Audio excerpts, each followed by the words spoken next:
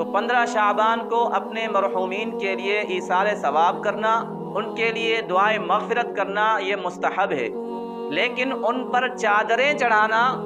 یا پھول ڈالنا یہ شریعت کا حصہ نہیں ہے، یہ بدعت ہے۔ تیسری عبادت یہ ہے کہ آپ رات کے وقت تہجد پڑھ سکتے ہیں، نفلی عبادت کر سکتے ہیں، لیکن اس کے لیے بالکل جماعت کا سسٹم کرنا، نفلی عبادت کو جماعت کے ساتھ ادا کرنا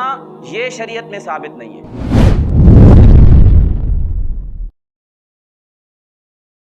مفتی صاحب 15 شعبان کے حوالے سے بتائیں، کیا اس میں جماعت کے ساتھ نوافل پڑھنا درست ہے؟ بھائی شہزاد بروئی صاحب، دیکھیں 15 شعبان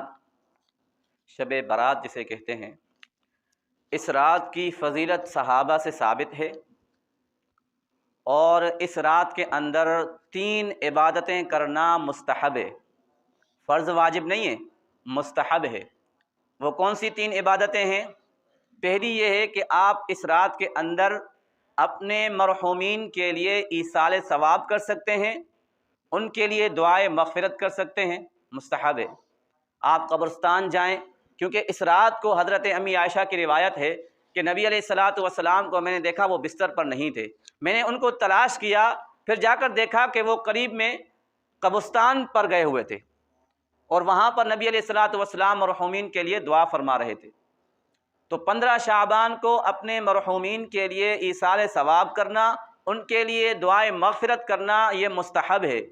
لیکن ان پر چادریں چڑھانا یا پھول ڈالنا یہ شریعت کا حصہ نہیں ہے، یہ بدعت ہے۔